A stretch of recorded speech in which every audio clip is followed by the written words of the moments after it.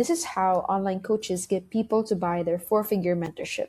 And by the way, I'm not going to be talking about launching your Facebook ads or you posting more reels, something like that. Now, you clicked on this video because you've tried almost everything to get people into your one-on-one mentorship. You created a free guide, you offered free consultations, you posted Instagram reels every single day. Maybe you even spent money on Facebook ads. Yet somehow, people watch, people like, people follow, but nobody books. And if that's happening, the problem probably isn't your offer. The problem is trust. Think about it. Would you pay a complete stranger $1,000, 3K, or 10K for a mentorship after watching one reel? Probably not. Your audience won't either. And that's where most coaches get stuck. They're focused on getting attention when they should be focusing on building trust. So in this video, I'm going to show you the two biggest shifts that can dramatically increase the number of people booking your mentorship. Shift number one is to stop thinking of an appointment setter as a booking machine. I'm pretty sure all of the coaches out there have appointment setters. And if you don't have one, you should get one. Most coaches hire an appointment setter because they want more calls on their calendar. That's the wrong reason. The real value of an appointment setter isn't the appointments. It's the data, insights, and conversations. Every single day, your audience is telling you exactly why they aren't buying. But if nobody's talking to them, you'll never hear it. A great appointment setter does three things. First is they reply to every DM. Typical appointment setter. Number two is they start conversations with people who engage with your content. So if somebody likes your post or somebody comments, your appointment setter must DM them first. You do the first move when it comes to engaging with your audiences. And number three is they uncover patterns. You have to ask questions. What are people struggling with? What are their goals? What objections keep showing up? What frustrations do they have? This is what you tell to your appointment setter to ask your audience. Because once you know those answers, your content becomes 10 times better. Your sales calls become easier and your offers become more attractive. The appointment setter's job isn't to pressure people, by the way. It's to gather intelligence. Sales calls become easier. And in fact, I tell setters not to sell immediately. Just build a conversation, keep the momentum, the flow going, and that's it. Don't let them pitch you a an offer. Instead, get curious, ask questions, and build relationship. Understand the person behind the profile, and that's what creates demand. Shift number two is to focus on growing on YouTube. The second I say YouTube, some people click off mentally. Some people might have clicked off the video already, because YouTube feels harder than Instagram. It takes longer, it requires more effort, and that's why it exactly works. Think about your own buying behavior. When you're considering hiring a mentor, coach, or consultant, do you watch Instagram Reels? Do you go watch Instagram Reels? Do you scroll on TikTok to find your mentor? Or do you start looking for long form content?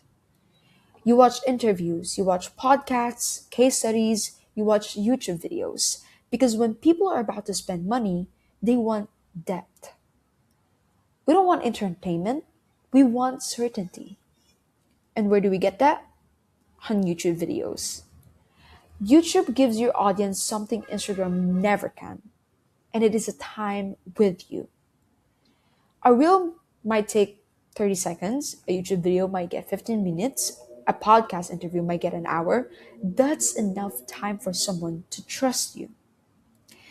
That's enough time to trust you to the point that trust is what closes high ticket sales.